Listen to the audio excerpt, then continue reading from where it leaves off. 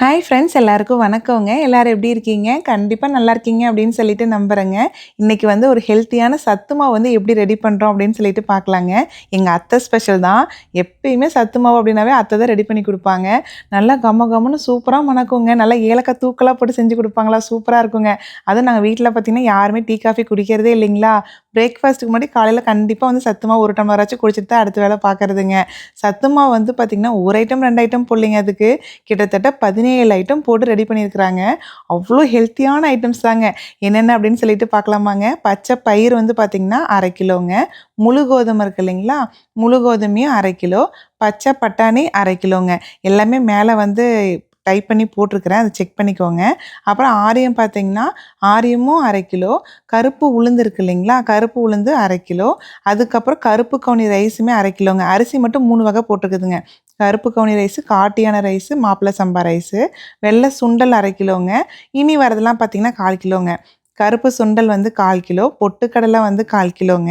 அதுக்கப்புறம் சிவப்பு சோளம் இருக்குது இல்லைங்களா? அதுவுமே 1/4 கிலோ. அப்புறம் காட்டு அரிசி சொன்னேன் இல்லைங்களா? அது வந்து 1/4 கிலோ. ஜவ்வரிசி 1/4 கிலோங்க. மாப்பிள சம்பா ரைஸுமே வந்து 1/4 கிலோ. அதுக்கப்புறம் முந்திரி பருப்பு இருக்கு இல்லைங்களா? முந்திரி பருப்பு 1/4 கிலோ. சோயா பீன்ஸுமே 1/4 கிலோங்க. அப்புறம் பார்லி வந்து ஒரு 100 கிராம் போட்டா போதுங்க. அப்புறம் ஏலக்காய் வந்து பார்த்தீங்கன்னா, வாசத்துக்கு தகுந்த மாரிங்க. நாங்க வந்து ஒரு 25 கிராம் தான் போட்டிருக்கிறோம். இந்த மெஷர்மெண்ட் வந்து பார்த்தீங்கன்னா, நாங்க வீட்ல ரெடி பண்ண மெஷர்மெண்ட்டுங்க. ஒரு ஒரு ஐட்டமும் தனித்தனியா போட்டு நல்லா வறுத்து எடுத்துக்கலாங்க. பொறுமையா வறுத்து எடுத்துக்கலாம்.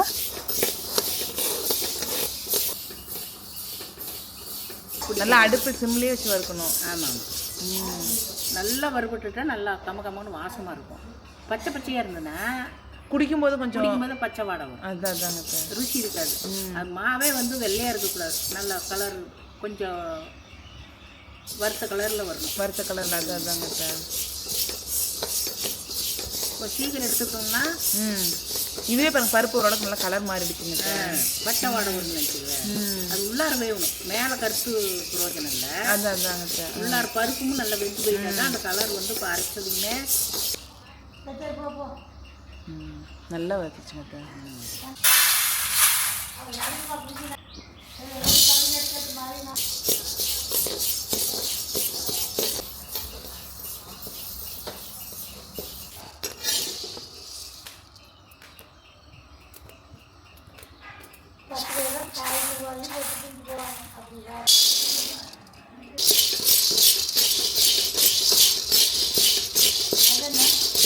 பச்சை பட்டாணி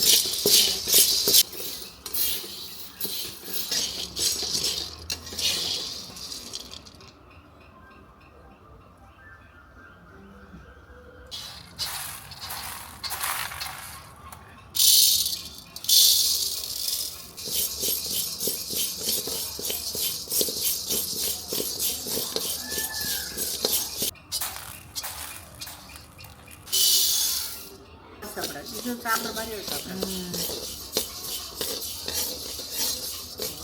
தயிர் மாட்டு தயிர் இருக்கும். ஆமாங்க. அந்த காலத்தில் சாப்பாடு நான் வந்து சுட சுட இறக்குறோனையுமே நாட்டு சர்க்கரை தொட்டு சாப்பிடுவேன். அப்புறம் ஆறுனதுக்கு அப்புறம் தயிர் வச்சு சாப்பிட்டாலுமே ரொம்ப நல்லா இருக்கும். சர்க்கரையிலையும் நல்லா இருக்கும். ஆமாங்க. சின்ன பிள்ளையாருக்குள்ள கருப்பட்டி சீவி சோளத்துக்கு கருப்பட்டி வச்சு சாப்பிடுவீங்களா? தொட்டு சாப்பிடுவோம் கருப்பட்டி. நான் நாட்டு சர்க்கரை தான் சாப்பிட்ருக்குறேன். வேணா அடுத்த தடவை கருப்பட்டி வச்சு சாப்பிட்டு பார்க்குறேன். நல்லா வறுத்துருச்சு. 2 நிமிஷத்துலேயே வறுத்துருச்சு.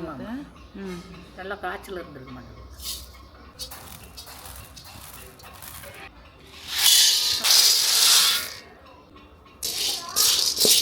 மைய கருப்பு சுண்டலை ஊற வச்சு 10 சுண்டல் ஊற வச்சு சாப்பிடுவாங்க. சும்மா ஊற வச்சு சுண்டலையே. அது நல்லது தான்.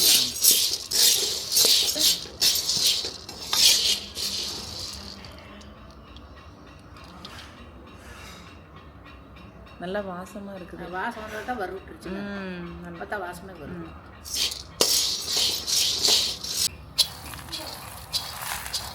வாசம் மாதிரி எப்படி வரும்.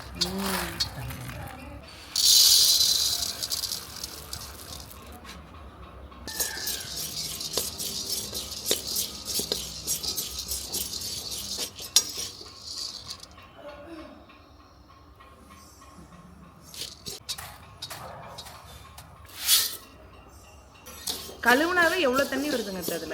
கலராக வருதுக்கா, கலராக வருது. அதுதான் வந்து சக்கரை உள்ளைங்க ம் சோறு சாப்பிடுங்க வேணாங்கள, அந்த அளவுக்கு நார் சத்துள்ள பொருள் சாப்பிடணும்.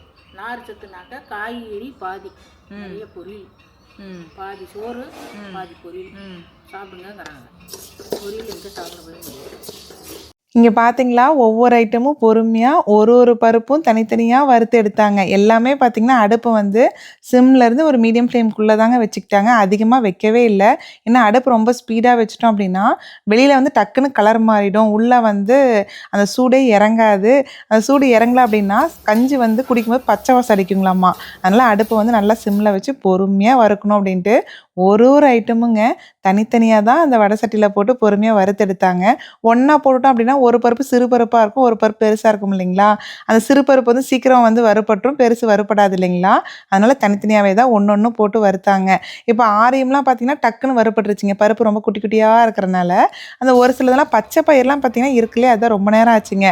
நல்லா அந்த பச்சை வாசம் போய் அந்த வறுபட்ட வாசம் நல்லா வருங்க. அந்த வாசம் வர வரைக்கும் நல்லா வறுத்து எடுத்துகிட்டு தான் அடுத்ததே போட்டாங்க. சுண்டெல்லாம் பார்த்திங்கன்னா கருப்பு சுண்டல் வெள்ளை சுண்டல் எல்லாமே ஒன்றாவே கலந்து வறுத்துக்கிட்டாங்க.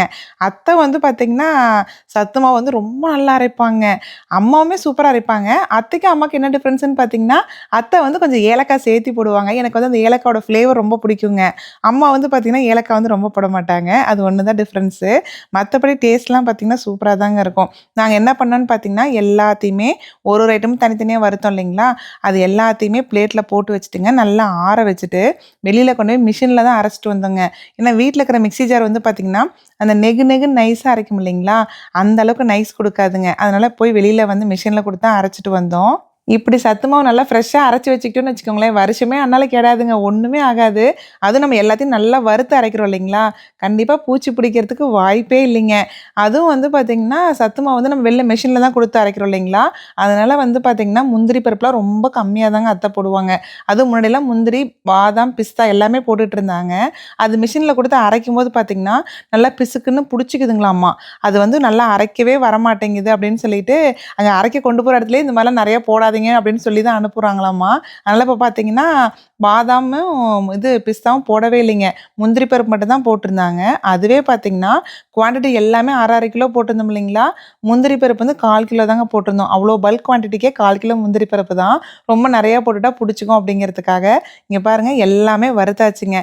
நல்லா ஆற வச்சுட்டு அப்புறம் கடையில் கொண்டு போய் அரைச்சி எடுத்துக்கலாங்க. அப்போ தான் அரைச்சி எடுத்துகிட்டு வந்தாங்கன்னு அதை பார்க்கவே இல்லை.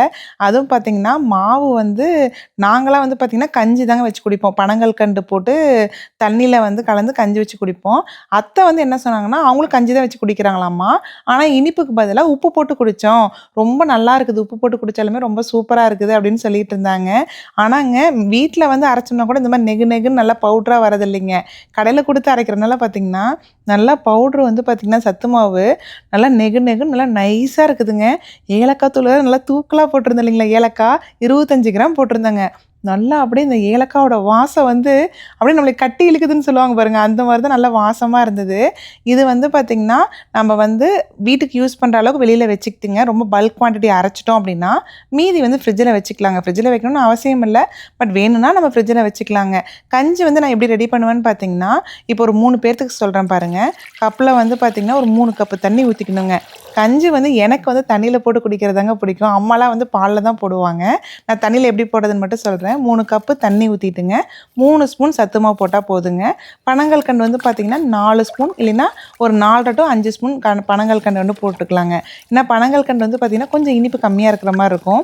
போட்டுட்டு நல்லா நீங்கள் வந்து ஃபஸ்ட்டு அந்த கட்டி கட்டியாக பிடிக்கும் இல்லைங்களா, விஸ்க் வச்சு கூட கலக்குங்க. இல்லை கரண்டியில் வச்சு நம்ம கிளாக் வைஸ் சுற்றிக்கிட்டே இருந்தோம்னாவே அந்த கட்டி கட்டியாக இருக்கிறதெல்லாம் போயிடுங்க. நல்லா கலக்கி விட்டுட்டு ஒரு கொதி விட்டால் போதுங்க. சத்து மாவு வந்து ரொம்ப கொதிக்கணும் அப்படிங்கிற அவசியமே இல்லை. நல்லா இந்த அளவுக்கு ஒரு கொதி வந்ததுக்கப்புறம் பார்த்திங்கன்னா எடுத்துகிட்டு நம்ம அப்படியே குடிக்க வேண்டியதாங்க. கனிக்குட்டி மைகெலாம் என்ன பண்ணுவாங்கன்னா பால் வந்து அதில் கலந்து குடிப்பாங்க. எனக்கு வந்து அந்த வெறும் வயிற்றில் வந்து பார்த்திங்கன்னா பால் கலந்து எந்த ஐட்டம் சாப்பிட்டாலுங்க ஒரு மாதிரி அந்த வயிறு பெரட்டிகிட்டே இருக்கிற மாதிரியே இருக்குங்களா, பித்தம்னாலே என்னன்னு தெரியல. அதனால் மோஸ்ட்லி வந்து பார்த்திங்கன்னா நான் வந்து தண்ணியில் தான் சத்து மாவு வந்து போட்டு குடிப்பேன். இங்கே பாருங்கள் எவ்வளோ சூப்பரான சத்து மாவு வந்து ரெடி ஆகிடுச்சுன்ட்டு. ரொம்ப நல்லா இருக்குதுங்க. பயங்கர ஹெல்த்தியான சத்து மாவுன்னே சொல்லலாம். கிட்டத்தட்ட 17 ஐட்டம் போட்டிருக்கிறோம் இல்லைங்களா. கண்டிப்பாக நீங்களும் ட்ரை பண்ணி பாருங்கள். இந்த ரெசிபி ரொம்ப ரொம்ப ஹெல்த்தியான ரெசிபிங்க. ட்ரை பண்ணி பார்த்துட்டு எப்படி வந்துச்சுன்னு கமெண்ட் செக்ஷனில் சொல்லுங்கள். இந்த விலாக் வந்து இதோட எண்ட் ஆகுதுங்க. நெக்ஸ்ட் ஒரு சூப்பரான வீடியோவில் பார்க்கலாங்க.